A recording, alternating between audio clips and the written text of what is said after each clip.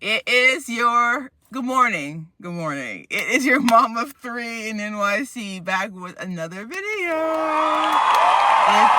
are a returning subscriber, thank you for the love. Shout out to Blessed. Hey girl, hey. If this is your first time, welcome. My name is Taneza. I'm the mother of three singing. I just came from my second grader's music concert and he sang beautifully. Singing kids living in the heart of New York City. I have another second loved family here on these YouTube streets. I welcome you to join it. SUBSCRIBE down below. You gotta get to it! Ooh-wee! This video, my friends, is a review of Married at First Sight Season 17 Denver, Episode 25, Reunion Part Dos. I literally watched this episode 3 times. No exaggeration. Everything just kept happening so quickly. I had to rewind it. We got some goodies to go over. When I say I have notes, look at all these notes. Look at all these notes. Look at all these notes. Oh, I have to keep going. I'm sorry. I got big old ones. Look at these. I text the notes to myself as I'm watching the episode. Look at it. Because I watched it on, Wednesday. It comes on Wednesday, right? So Wednesday at 8:39. Married at First Sight Denver reunion comes to a dramatic conclusion. Dun, dun, dun, dun. We begin where we ended last week. Emily and Brennan are on the couch talking to Kevin. Emily lost a whole best friend dealing with Brennan.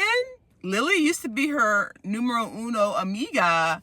That is no longer. So apparently, Emily and Lily, BFFs, went out for drinks. According to Emily, this Australian man kissed her. Why did Lily run back like an op and snitch and tell Brennan why? Why are you an op? Emily maintains the fact that she did not come on to him, he kissed her. And when Brennan asks Emily, why didn't you tell me? She says, I did not want that to be the reason you give for ending our marriage. According to Emily, she and Brennan made out, kissed every day of the honeymoon. According to Brennan, he kissed Emily only one time.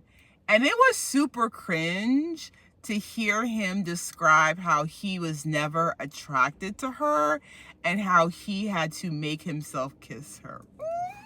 Emily's my girl. I'm gonna hold it down for Emily. Even though this episode she was a hot mess, she's my girl still. She's my fave. He said that he had to make himself kiss her. I was like, that doesn't feel good. It must not feel good for Emily to hear either. Emily has been drinking the alcohol. She has some liquid courage because all episode long, Emily had a huge battery in her back. When she said to Brennan, I hope that you never treat a girl the way you treated me, I felt her pain. I did. They go back and forth. Who is toxic? Who is negative? Who was attracted to whom? Emily tells Brennan, you're a grown man. You could have left. You could use your legs and walk right on out the apartment because you're an adult. The back and forth between Emily and Brennan went on way too long. It was not fun to watch. I didn't enjoy watching it. And I watched it multiple times. When Brennan drops the bomb that he is happy in a new relationship, Emily was shocked. She had no idea that Brennan had moved on.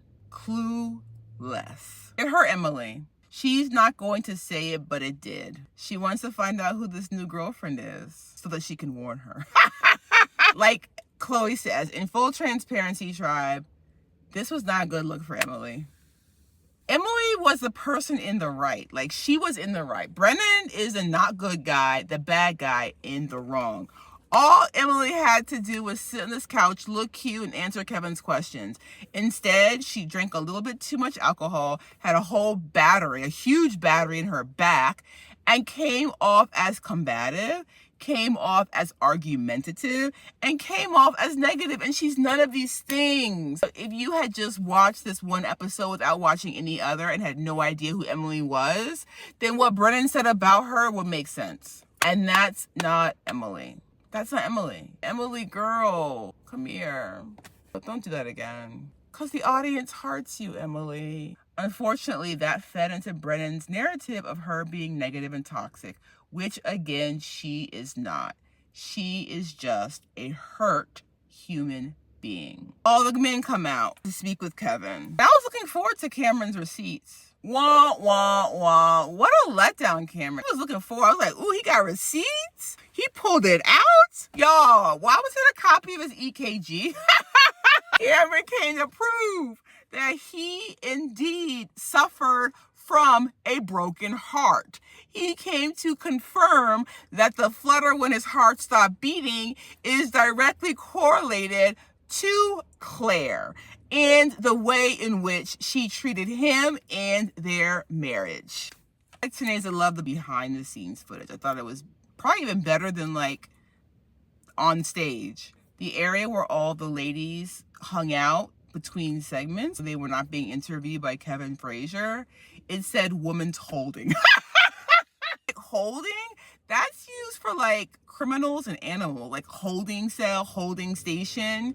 Women's holding? I was like, what, why? The men's is men's dressing room, but women's holding versus men's dressing room. I'm gonna tell you this right now, tribe. This episode was full of one-liners. It was, and I'll be using them in my everyday speech. When Lauren said, these Shein Temu men, I cackled. She called these ex-husbands Shein and Temu men. low budget. After the men leave the stage, I'm not sure if it's simultaneous. Lauren and Claire are talking about Cameron. And then Cameron decides that he is not feeling well and he is going to leave the taping for the time being. Two guys have now left. Austin had bubble guts and now Cameron's heart is fluttering. All the couples return back to the stage with Kevin. Kevin asks them, is there anything that you want to say? Michael apologizes to Chloe for not looking for a solution to their issues before saying no on decision day. Brennan fake apologizes for not expressing his full truth. Emily thinks it's fake, it's not authentic. He continues to try to make himself look good, but there is no feeling behind his words.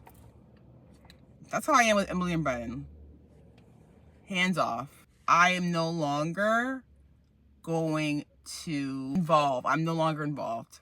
I honestly think for the first time ever, other people are more inebriated than Claire, because we know Claire drinks a lot. She says that the friendship with her and Cameron was built on a rocky foundation. And Kevin's like, because y'all are liars. Liars, liars, pants on fire. This did not work because you guys were not honest, authentic. You guys tried to fix the experiment and you guys are liars. Good things can't come. Good things cannot come out of lies. Lauren says she just wants everyone to let this go. Just let it go. Emily again transfers her anger and negativity to Kevin when she asks, why don't we believe Claire? He's like, who doesn't believe Claire? And she's like, you keep digging. Boo-boo, that's his job. Kevin Frazier's job during the reunion is to dig.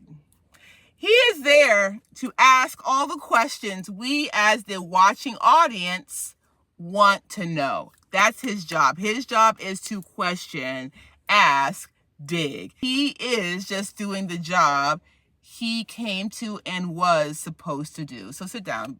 Sit down, Emily. Sit down. Kevin says, I'm not going to get rattled because you're yelling at me. You disrespected the show. The show ballin'. Kevin was listening. He said, I'm going to go high. You're low. I'm going to go high. I said, simmer down, Emily. Simmer down, Emily. She needs to. She's doing way too much. Way too much. When Emily began to cry, that proves my point. Tribe, I am correct. Alcohol is a factor in Emily's disposition today. Alcohol intensifies a lot of your emotions. That's where the uncontrollable sobbing came in, because she's inebriated. And that was not a good idea for her today. I understand she wants to loosen up and tell her truth, but that was not a good idea. It was not a good look. Orion admits that he did not give the process of marriage a chance. Lauren says, I am sad about the partner I was matched with. Lauren! Oh, I didn't stop there. She does not stop there. Not only is she sad, because Kevin says, are you sad? She said, I'm sad about the partner I was matched with. She says that he was not up to the challenge, and I wish him nothing more than what he deserves.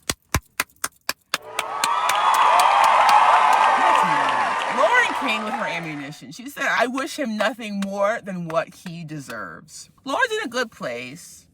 Kevin tries to find out if she's seeing someone. I think the answer is no, because if the answer was yes, I think she would have said it.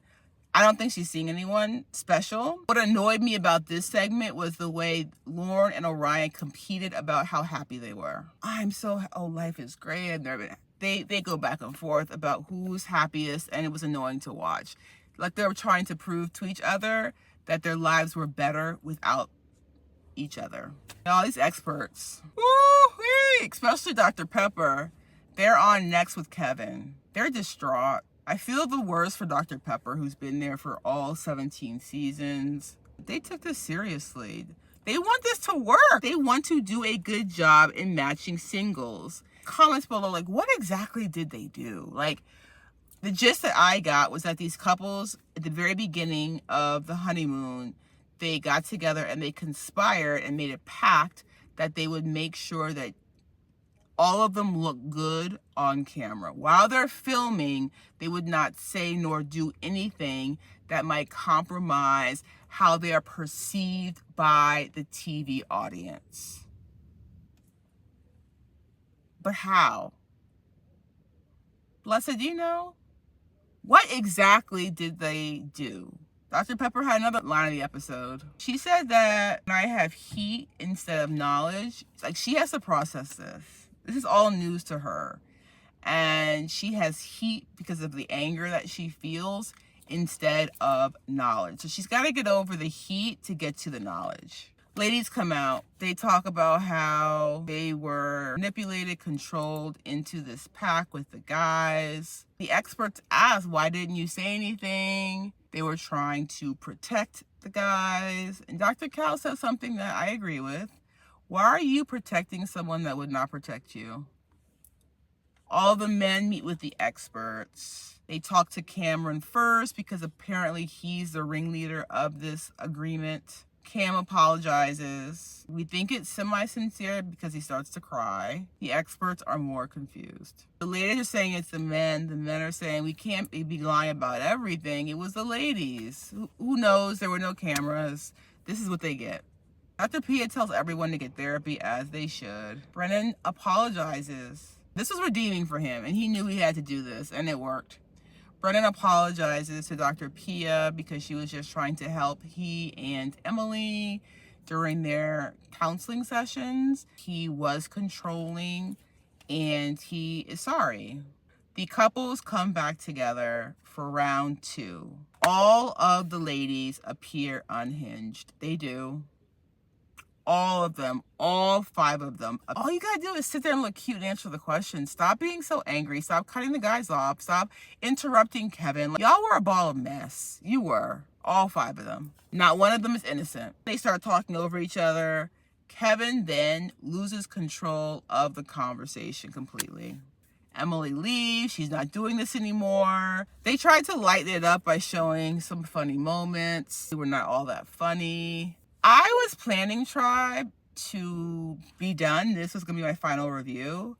But they show clips from the Where Are They Now episode next week. Do you guys want me to review it? Because if you want me to review it, I'll watch it. There were some spicy parts. Lauren and Michael get together? Do Lauren and Michael... That's what they want us to think, between Michael telling Lauren that the audience wants this to happen, cutting to Chloe saying that someone from a burner account is sending her nasty messages, cutting back to Lauren saying that she and Chloe are no longer friends.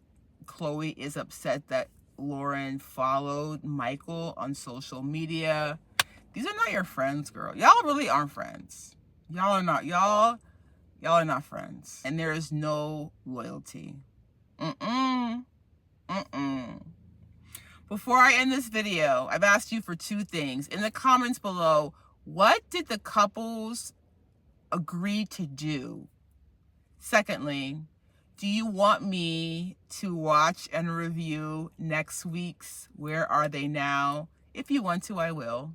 Thirdly, are you watching Married at First Sight Season 18 Chicago? I will give Married at First Sight one more season to redeem themselves after this tragic mess that we all witnessed in the comments below. Number 3. Are you watching Chicago? Do you want me to review Chicago? Love all your comments below. Have an amazing day. I'll see you maybe in a review next week. Have a great day, tribe.